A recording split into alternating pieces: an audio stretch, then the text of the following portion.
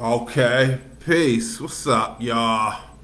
I'm gonna talk about this morning about something that's. I want to talk this morning about something that's got me a little heated.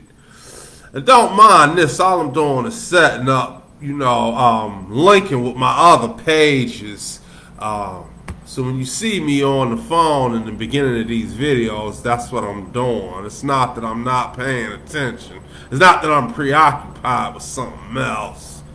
Um, but in 10 points of recovery, I talk about how doctors will about how when you go see the doctor, right? And a lot of people talk about natural cures and these different kinds of things, and how they just want to prescribe you with medications, and that is true. That's very true. However, they will give you the natural cures. They will give you holistic cures and tell you what you need to do naturally if you listen. But the thing is that most people don't want that. Most people don't want to do the right thing. Most people don't want to truly take care of themselves. People want to do whatever they want to do, eat whatever they want to eat, and then you want a quick fix. You want a miracle cure. You want a drug or something that's going to just make everything better. Doctors know this, and so most doctors just focus on that. And another big reason for that is because they got contracts. Hospitals work with pharmaceutical companies to sell drugs, to sell those quick fixes that people want, right? And so you could control your cholesterol level. You could control things like gout, diabetes, high blood pressure, heart disease. We could curb these things preemptively if we ate right, if we exercised, if we did things like this. But most of us don't want to do that. And so we go to the hospital, and we expect this quick fix, and we look past what they're trying to tell us. We look past the things they're trying to tell us, or the information that we get that they give out, because it seems like, oh, he just telling me the right thing or some good. I ain't trying to hear all that. I just want to know something that's going to make me feel better. And sometimes, well, I guess within my experience, and I'm going to share this experience with you, sometimes you get doctors that'll go shoot straight to the point. Because, yeah, there's a Hippocratic oath, and they got a Hippocratic oath to help people, but it's also get money out there. It's dog eat dog out there, and you got a profession. Them people went to school for all of these years, not just so that they could give out free information. They went to school and they got to practice. They got to keep the lights on in their offices, so they out there, they're going to try to get money. And so what happens is they'll shoot straight to the point. And that's what happened to me. In 10 points of recovery, I'll talk about IBS, which is basically digestion issues. You have issues in your digestive tract, being gassy, constipation. You don't fully, you go to the bathroom, but you know that it's, you know what I'm saying, you didn't fully empty your digestive system, and you gotta live with that. You eat, and you have all of these problems with eating. And so me personally, I would, and then the fact that if you drink, which I used to, at one time I was a heavy drinker, and if you're a heavy drinker, a lot of times you had those kinds of problems, those gastrointestinal problems, and those problems with digestion, it bothers you, your stomach upset, stomach acids, blood and stool, different things like that, that drinkers have. And so I would see a doctor, a gastroenterologist about the issue, and I speak about this in 10 Points of Recovery. And what they wanted to do, what he wanted to do was, of course,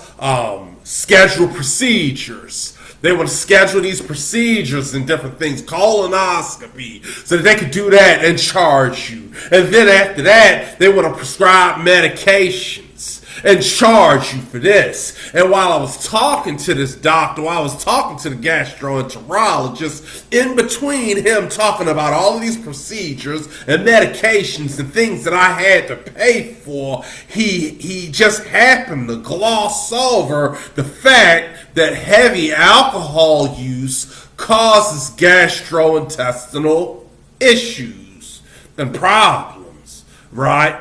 And I mean, just briefly. But of course, there's a big focus on all these things that I have to pay for, either out of pocket or it's either going to be covered by insurance.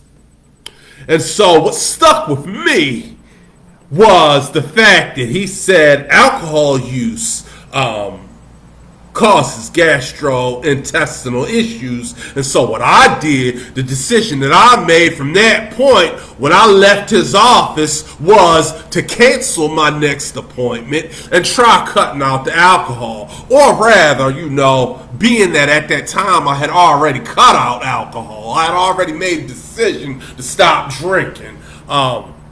I said, well, let me see how this works out, how this plays out now that I don't drink anymore.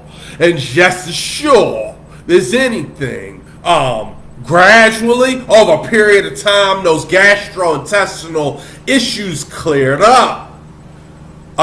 They didn't clear up totally, they didn't clear up fully, but they got better. And what really made it get better was when I changed the frequency at which I ate. Now, it didn't matter so much what I ate.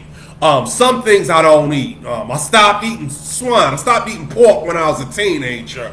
I watch things like high fructose corn syrup. I'd much rather eat something with sugar than high fructose corn syrup. I've always been into exercise and fitness, from before high school. I played Pop Warner football, so I've always been into exercise and different things. So some of them things, and also water. I've always been a big water drinker. So, of course, some of those things I was already accustomed to doing. But the biggest thing that helped with gastrointestinal issues was the frequency at which I ate. And I read a book on it. And so basically intermittent fasting, is what really cured up that bloat, that gassiness. I'm totally regular. I don't have those problems with going to the bathroom, and you go to the bathroom, you can't fully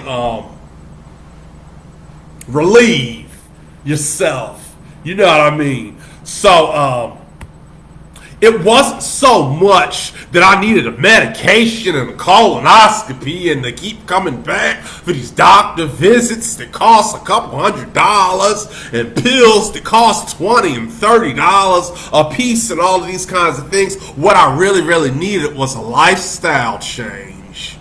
And that information, the vital information that the doctor gave me, was just a small part of what I had to do. And so you gotta listen to these doctors. So here recently, man, and what's got me a little heated this morning, right, is that some of you know a few years back, about 4 years ago, I lost my hearing. And it's been something that I've been trying to pinpoint ever since, the exact root, the exact cause of what's going on. Now, when I was losing my hearing, what happened first was this tinnitus. I had stuffy sinuses. My sinuses stayed clogged. For long periods of time, I couldn't breathe through my nose, and this tinnitus started.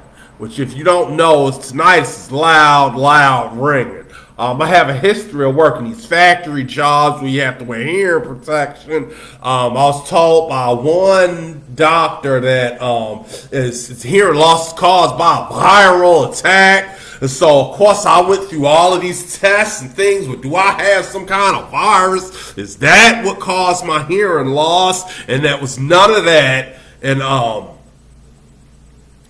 only thing they wanted to do was, well, actually, before I went to see ear, nose, and throat, an ENT doctor, and this was before I had medical coverage, and they tested me for some things, and they wanted to talk about what was going on in my sinuses. However, I didn't really have the money. I wasn't fully insured at the time, and I was busy. I was working, and a lot of times we think that there are things more important than our health.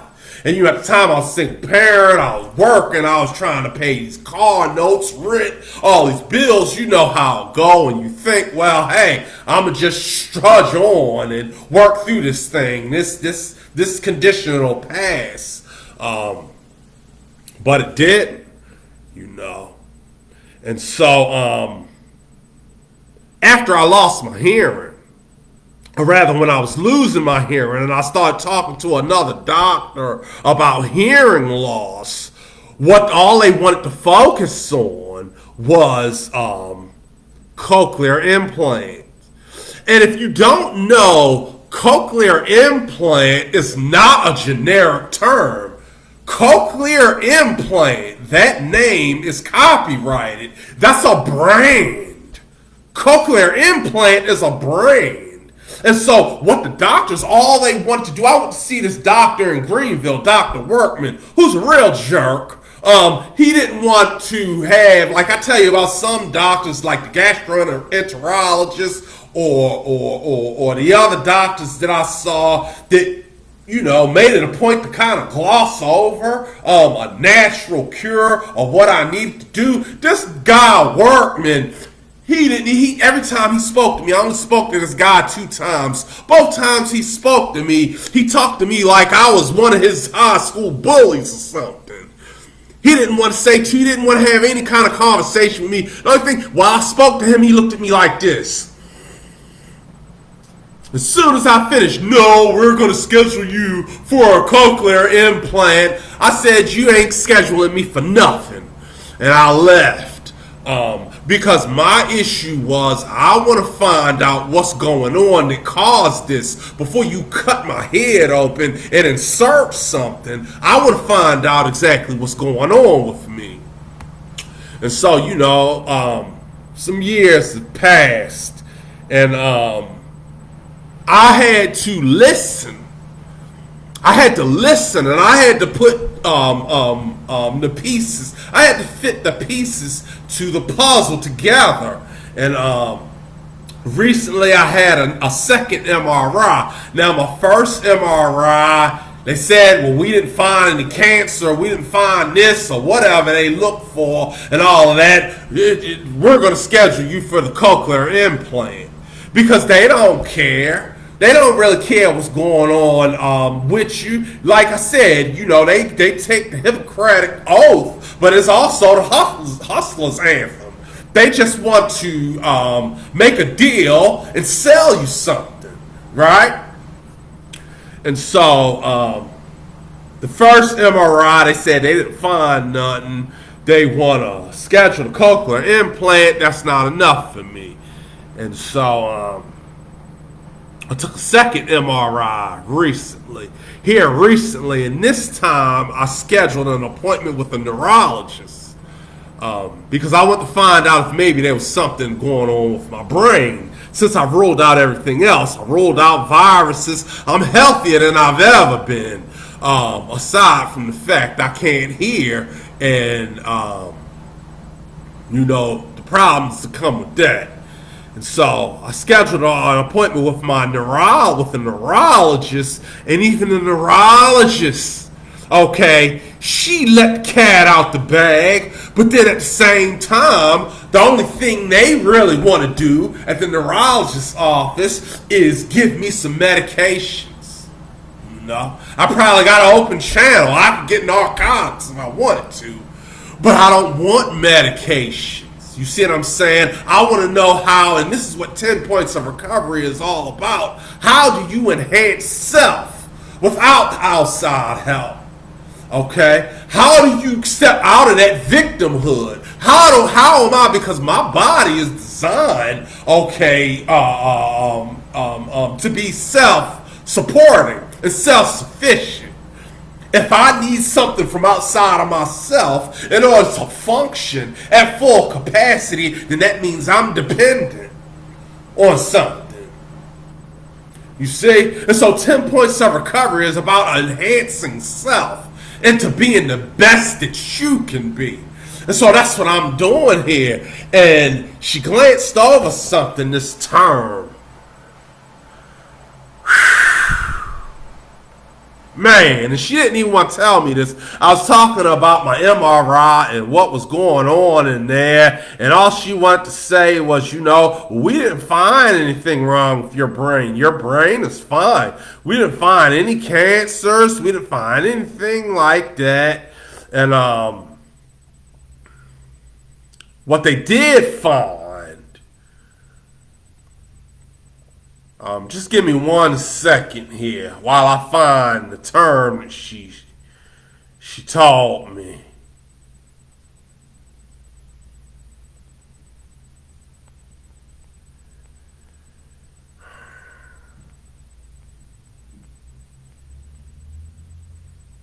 No aneurysms. That's what I want to see. I went in there because my grandfather, my granddad, when he was about my age, my granddad had this aneurysm that almost killed him. And a lot of things are genetic, and so I want to find out if there was an aneurysm that was going on with me that was causing my issues. And so they checked, and she said there was no aneurysm, right?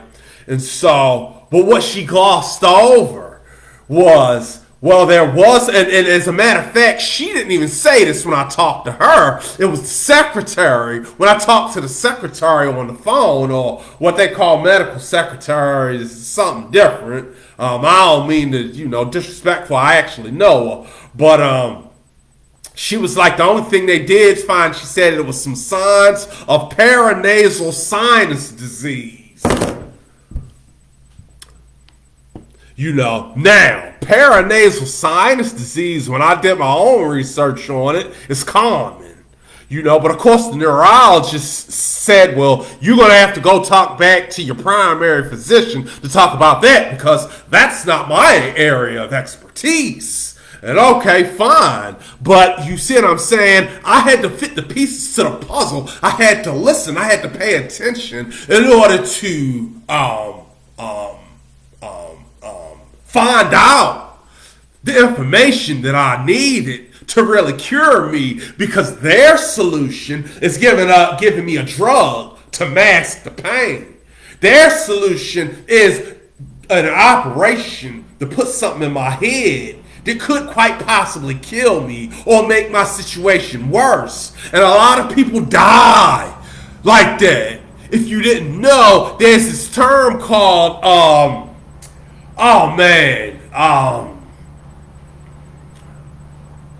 trigenics.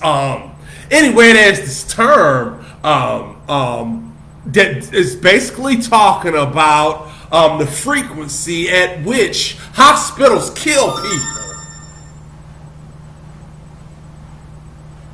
It's on the tip of my tongue. It's on the tip of my tongue. I can't think about it right now. But if you notice the very wealthy people, public officials, celebrities, rich people all die at the same rate as the rest of us. You'd think these people that got all this money would be able to beat that age, the average age of death that most of us succumb to, but we all die at the same rate. As a matter of fact, a lot of these celebrities have been dying kind of early. What comes to mind, Ray Liotta wasn't that old. He's gone. Shock G is gone. Tiny Lister, they're gone. Well, they had money. You know they had insurance. Why? Iatrogenics. It's because of the fact that doctors, not only do they not know everything, but it's all about running tests. And they ultimately want to sell you into a system because it's their job. That's what they went to school for. And the thing about school, the thing about this curricular education, it's not designed to fully educate you and fully enhance your mind. It's designed to assimilate you into society. And so a lot of people, and I'm going to do a video on this, a lot of highly educated people with plaques and certificates are stupid. They ain't all that intelligent. They just have been assimilated and they know how to maneuver through a system to get a paycheck. You know.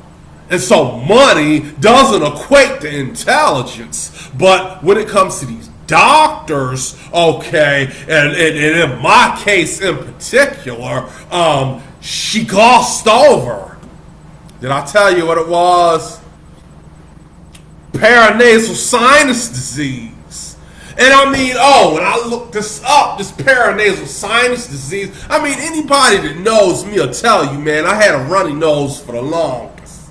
Man, ever since I was a kid, you know, I've always had sinus issues, right? And so when I looked this up, when I looked this term up, I found all this information about how certain I can't give you all the medical terms, the medical terminology, but how all these systems form within your sinuses starting at about 4 years old, and how some things malfunction and what ends up happening, and how this thing right here, even though it's common for a lot of people to have, and some people it causes adverse effects and can be life-threatening, and it can cause vision impairment, it can cause hearing loss, it causes headaches, dizziness, loss of equilibrium, all of these things that the doctors were supposed to tell me, but they didn't because they were more interested and more concerned in selling me.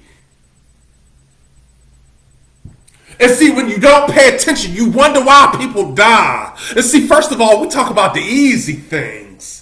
You know, you got gallbladder issues, you got stomach problems, you got heart disease, high cholesterol, you got gout, you got these things that you can do something about yourself, right? And it's easy fixes, it's easy cures. You know, maybe you don't need to eat so much. You know, you don't need breakfast. Breakfast is not the most important meal of the day. Learn to be hungry. Let yourself be hungry and have something to look forward to. Quit stuffing yourself. You don't need to stuff yourself all the time. Put the phone down. Go take a walk. Breathe some fresh air. Take in new information, because contrary to popular opinion, okay, strength is information. Information is how you get stronger.